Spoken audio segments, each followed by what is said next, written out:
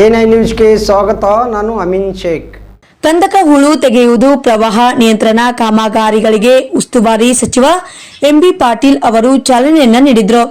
ವಿಜಯಪುರದಲ್ಲಿ ಜುಲೈ 26ರಂದು ಜಿಲ್ಲಾ ಉಸ್ತುವಾರಿ ಸಚಿವರಾದ ಡಾಕ್ಟರ್ ಎಂಬಿ ಪಾಟೀಲ್ ಅವರು ಶನಿವಾರ ನಗರದ ಜಾಮಿಯಾ ಮಸೀದಿ ರಸ್ತೆಯ ರೋಡ್ಗಿ ಮಡ್ಡಿ ಕಬರ್ಸ್ತಾನ್ ಹತ್ತಿರ ರಾಜ್ಯ ವಿಪತ್ತು ಉಪಶಮನ ನಿಧಿ ರೂಪಾಯಿ 200 ಲಕ್ಷ ವೆಚ್ಚದಲ್ಲಿ ಕೋಟೆಗೋಡೆ ಕಂದಕ ಮನಗುಳಿ ಅಗಸಿಯಿಂದ ಕಸ್ತೂರಿ ಕಾಲೋನಿಯವರೆಗೆ ಹಾಗೂ ರೂಪಾಯಿ 100 ಲಕ್ಷ ವೆಚ್ಚದಲ್ಲಿ ರೋಡ್ಗಿ ಮಡ್ಡಿ ಕಬರ್ಸ್ತಾನದಿಂದ ಸಿಂದಗಿ ರಸ್ತೆಯ ರೈಲ್ವೆ ಸೇತುವೆವರೆಗಿನ ಕಂದಕದಲ್ಲಿನ ಹೂಳು ತೆಗೆಯುವುದು ಹಾಗೂ ಪ್ರವಾಹ ನಿಯಂತ್ರಣ ಕಾಮಗಾರಿಗಳಿಗೆ ಹಾಗೂ ಇಂಡಿ ರಸ್ತೆ ಶಹಾಪೇಟ್ ಓಣಿ ಯಲ್ಲಮ್ಮ ದೇವಸ್ಥಾನದ ಹತ್ತಿರ ರಾಜ್ಯ ವಿಪತ್ತು ಉಪಶಮನ ನಿಧಿ ರೂಪಾಯಿ 200 ಲಕ್ಷ ವೆಚ್ಚದಲ್ಲಿ ಶಹಾಪೇಟೆ ಸುನಗಾರ ಗಲ್ಲಿಯಿಂದ ಸ್ಟೇಷನ್ ಹಿಂದಿನ ರಸ್ತೆಯ ಮೂಲಕ ಅಪ್ಸರಾ ಥಿಯೇಟರ್ ವರೆಗೆ ಮಳೆ ನೀರು ಚರಂಡಿ ಕಾಮಗಾರಿ ಮತ್ತು ಪ್ರವಾಹ ನಿಯಂತ್ರಣ ಕಾಮಗಾರಿಗಳಿಗೆ ಚಾಲನೆಯನ್ನು ನೀಡಿದರು.